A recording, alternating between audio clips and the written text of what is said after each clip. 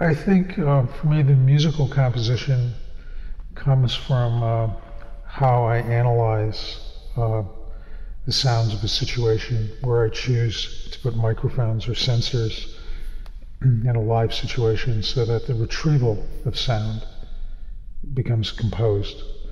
The sculpture for me has to do with how I translate that kind of musical information into an architectural space with a loudspeaker installation and make these different channels of sound physical in a space.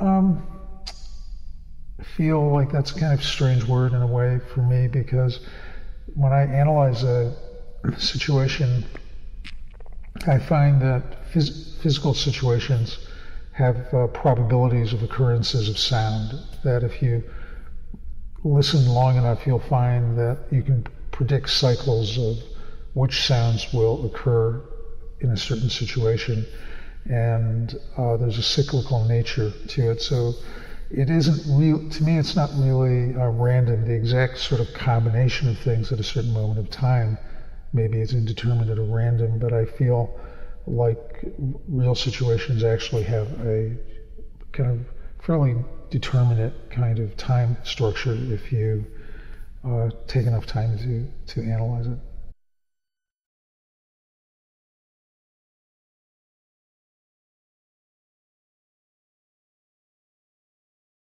Well, I think sound communicates different kinds of ideas than images, and I think it's a kind of information that takes time, memory, emotion.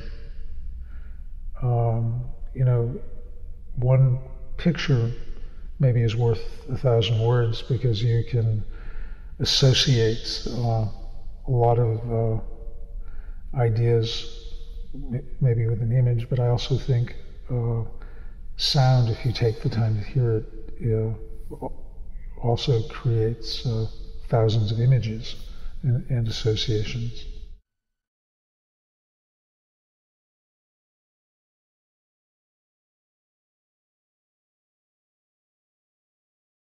The recording for me is like my artist notebook.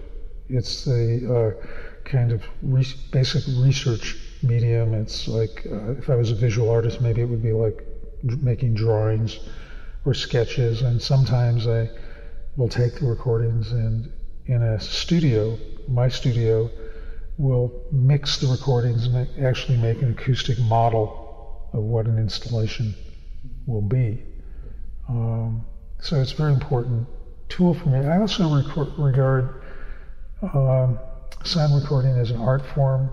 It's not, to me, an impersonal medium that's necessarily really objectively documenting something, because listening to sound is personal, it's subjective. You take a certain perspective on a situation, you choose how to listen to it, where to put the microphones. So in a way I regard the compositions the recordings as maybe small compositions in themselves, but I don't, at this point in my life, I don't really make any attempt to publish the recordings or do that, because I guess I'm too busy trying to make installations. Maybe somebody else will do this.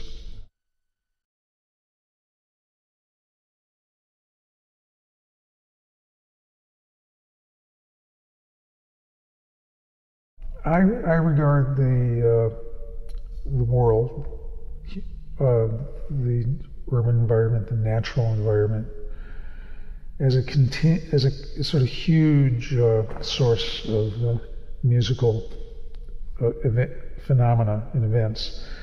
And I feel like in making an artwork, I'm trying to put a frame around a certain situation and sort of express within certain limits a sense of all the possibilities that a situation can have. And so all of my sound sculptures involve designing some kind of a listening network with sensors or microphone, and then transmitting that into a sculptural situation.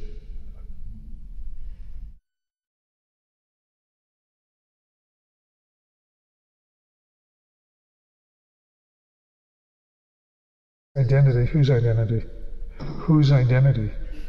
I think it's difficult to make a very general answer to that, because I think people hear their environment and surroundings very differently. For some people, their environment is really more their own personal music that they're listening to, and a lot of people are filtering or blocking out a lot of sound around them. You don't find most people in New York City listening to traffic and garbage trucks and sirens and those things. For me, I would listen to those things and find them interesting. So I think it's very subjective.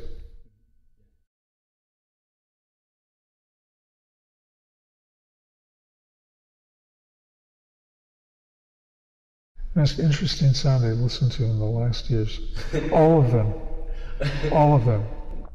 It's sort of like, every time I record a sound, and making a recording of a sound, it's sort of like falling in love.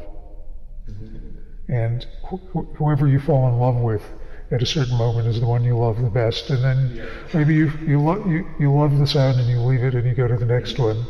And so for me, in a way, all of them are.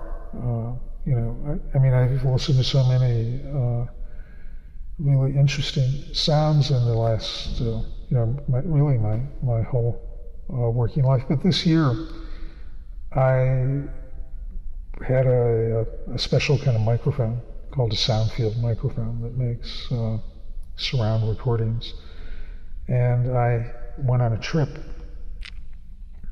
I was doing research in Kentucky, in the U.S., Lexington, Kentucky, which is a famous place for racehorses. So I had a press pass to spend an entire day at a racetrack on the last day of racing season. And I could go wherever I wanted and make these recordings of all these horses galloping and the sounds of a racetrack. And, that was fantastic. I then, after that, went to a city called Cincinnati, which is on the Ohio River, and visited a bridge that in 1980 I had done a sound sculpture with. It was called the Roebling Bridge. It was designed by the same person who had designed the Brooklyn Bridge, and I had in 1980 done a live sound sculpture with that bridge. So I went back and visited that bridge again 27 years later and recorded it with the sound field microphone, and it was so beautiful to hear it again. It was sort of like an old girlfriend or something, It was very, very nice.